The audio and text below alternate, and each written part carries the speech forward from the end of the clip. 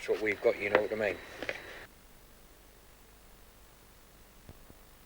We moved here January 2008. No, this was a poultry farm. Turkeys at Christmas, chickens all year round, pheasants, and you know. I'd been told stories, like everybody gets told. That was actually down Anna's dad's. And I said, no, I don't believe it, don't believe it. And he said, what happened? It happened to him. He opened the door, nobody there. And the caravan actually shook. So I always poo-pooing these stories. And he said, I'm telling you now. So one night we were all round there. And we had a big barbecue. And we stayed up in the top caravan. And straight away, went to sleep, no problem. 3 o'clock in the morning, huge bangs. I went, what the heck? And I stayed in bed.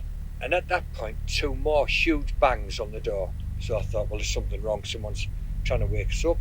Open the door, nobody there. Absolutely nobody there. We walked round the caravan, as they say, is somebody, you know, taking the mick or anything like that. There was just nobody there. So the next day, I told the story to my father-in-law, and he said, you better get up there and apologise to the spirits. Well, like, sorry, I wasn't, that was that. So that was the start of it. Then I started working for Peter, 2003. And it was the same, we were working in the plant. And you had the process side, and you had the slaughtering side. So we were in this processing plant, and we noticed, the pair of us kept seeing this light shadow at the door.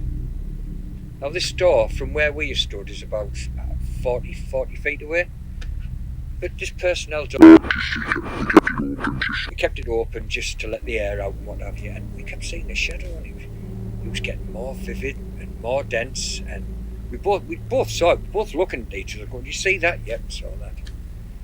Anyway, one day we were both working inside the processing plant, and it was right up against the window.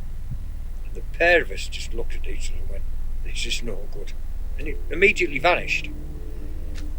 So we went outside, we looked around, we heard this woman calling our names, or, you know, my name or the father-in-law's name, and there was nobody there. We looked, hunted all over, and that was that.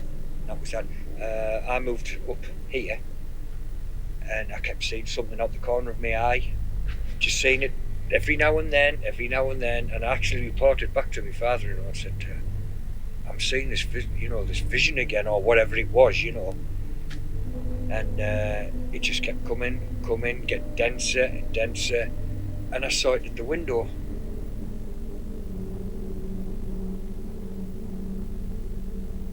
Yeah, the disturbing one that was disturbing for us was my son kept waking up about 3 in the morning, wasn't it? 3 in the morning, every morning, screaming, crying, and you know, Anna would go in, I'd wake up of course, and Anna would go in and calm him down, and everything's okay, there's no, you know, nothing happening. Felt for his temperature, you know, woke him if he was feeling poorly, nothing at all.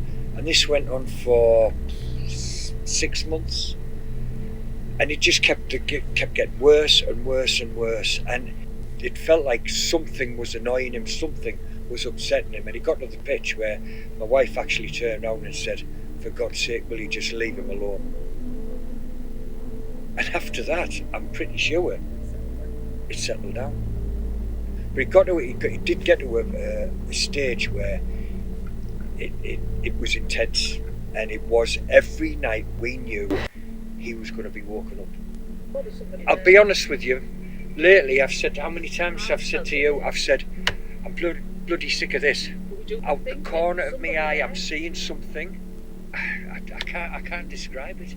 But it's all sorts of shapes, and it's not there. But there was a skull found, and the police had to come down and they cordoned the area off. You could see it was old. It was brown, you know, by the pictures. So it was, you know, But there's all sorts here, and at the time we really thought we have disturbed something.